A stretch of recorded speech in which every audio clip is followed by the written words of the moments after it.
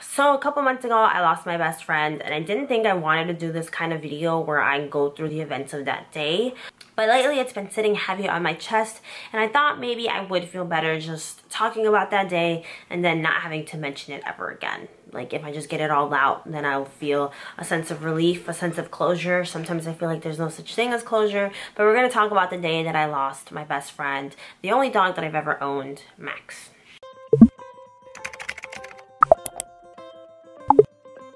On my other channel, I did a little memorial thing. I talked about how I commissioned a piece of artwork in memory of my dog Max. So I will include some of that footage here just so that I don't have to go through the ache of having to re-find all these clips and edit them together so you can see who I'm talking about. So my dog Max was like 15 and a half when he passed away. I actually thought he was 16, but we did the math and he was actually a little bit younger than what we remembered. So we got Max when I was like in 6th grade. I always wanted a dog. I really pressured my parents hard on it, and we were really genuinely not ready for the commitment that a dog brings into your life.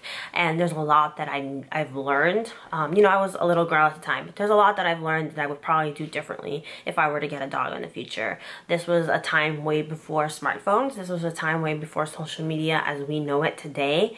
And I don't even think MySpace even existed when I first got Max, but he was a beautiful little Yorkie, and he grew up to be kind of a larger Yorkie. He wasn't a teacup. He was a decent sized terrier, and he was a menace. He was a very reactive dog, and again, that kind of comes down to user error and the fact that we didn't really know what we were doing, and he was not placed in obedience classes, and he was not properly socialized. So Max had a lot of aggressive tendencies. I hate to say that, but it's true. I've been bitten a lot by him, but as he got older, he did mellow out. And when we moved to this place, he had a lot more energy that he got to dispel through like exercise and stuff versus just being cramped up in a small studio apartment, which is where I lived for the first half of my, up until, how old was I? Up until I was 16, I lived in a studio. Oh no, is that true? I don't know. It doesn't matter. Irrelevant. But yeah, we got him. He was rambunctious and beautiful and cute. And like I said before, because there was no social media, I don't have a lot of pictures of him when he was really young, like the little classic Yorkie look. We took him to the groomers one day, and then he just had a silver coat from then on. So Max started losing his eyesight back in like 2018. Was like the decline. It feels really sudden. Like when I think about it, like it just feels like, oh, one day he was fine, the next day he was old. But it's not really true. And in looking through the clips that I needed for that video that I was talking about, I noticed that it was a gradual decline. He started losing his eyesight, and he started having trouble going up and down the stairs. We would have to carry him more often. He used to be able to do that himself. He just started slowing down. All things that are normal when your dog becomes of a certain age. And it was hard. It was hard to see. He was here for me through middle school, high school, and most of college. And you know, I'm 27 years old now, or I was 27 when he passed away. I'm 28 now. I just turned a couple weeks ago. But it was a really hard experience to see him just declining. There's a lot of stresses involved because he no longer could hold, like he didn't have bladder control anymore, so he had diapers, and I know that put a strain on the family and like stuff that I don't want to get into. But eventually came the day where the decision was made that he was having too much pain. He would just cry all the time. I knew internally there was more that was not being noticed. Like we had taken him to the vet, but I feel like there was just more that needed to be done because I think there was something wrong with him internally. He started bleeding from his bottom. He started having really difficulties walking, kind of like hip dysplasia. He was having issues. He was having a lot of issues. So the decision was made to get him euthanized, and I chose to go to, because our clinic, the normal veterinary place where we took him, they were booked up for like 2 weeks in advance, and I didn't want him to suffer. I didn't want him in pain. So we took him to, I'm forgetting the name of the clinic. I looked it up on Yelp. It was called Ultra Vets or something. I'll have it here. InstaVets, I'm pretty sure. And they were really good. It was a as good of an experience as possible. Basically, we went there. They gave us a private room. They were very sympathetic. They were very sweet. They took a look at him. They inserted a catheter, and then we were given time to be with him until the doctor was ready, which was like the hardest part because I just kind of wanted to get it over with. You know what I mean? That sounds harsh. Obviously, I was appreciating those moments with him, but the longer we stood there waiting, the more I was like, oh, am I making the right decision? Is this okay? You know what I mean? So eventually she came, she gave the medicine to him. I didn't hold him. We had him on a really comfy bed that they gave him, but I was just petting him and stuff. And that's 2 doses. The first one puts them to sleep, like deep sleep. Second one stops their heart. As soon as she put the first one, it took like 3 seconds and he just dropped to his side. That was very disturbing to me, even though I knew it was gonna happen. I work in the animal field, so I'm very familiar with euthanization, but it had never happened with my own dog. You know, it's different. It's very different when it's your own dog. So he like flopped over, and then they immediately put the second dose in, and that was awful. It was so sad. They were listening to his heart and they're like, yeah, he's gone. And then they gave us, and I know they were well-meaning when they did this, like, I'm sure people find comfort in it, but they left the room. They told us like, oh, spend as much time as you can or as you want with him, and then ring the bell, and then we'll come and we'll remove him. And I pressed it almost immediately, because once they left, his body moved, which is normal. That's just body functions shutting down. So it was an awful feeling to know that this is the body of your loved one and he's no longer there. That was probably one of the most disturbing aspects. And he shook, like he moved, like visibly, like a couple times. And I was like, nope, I cannot be here for this. We need to get out of here. And yeah, we called the vets, and they carried him with the bed and everything away. And I took a look at him, like I looked behind, and I looked over my shoulder. And that was the last time I saw him, and he was just like that. And to know that he's not there anymore was really hard for me. And it doesn't help that I've never had like a family member that I'm close to like pass away or anything. So it was just very jarring, and it's a hard feeling to explain, but it's like very disturbing to know that they're not there no more. Like this is their body, but they're not there. And no matter what I do, like if I were to pet him or something, he wouldn't be responsive to my touch. So I just freaked out, and we left. I cried endlessly. They were very kind. They told me they would get back to me when his ashes were ready. We had him cremated and like dog prints and all that stuff. And I did vlog a little bit of the day that I picked him up. So he passed away on a very rainy, dreary day, and we picked him up almost a week exactly, again on a very rainy, dreary day.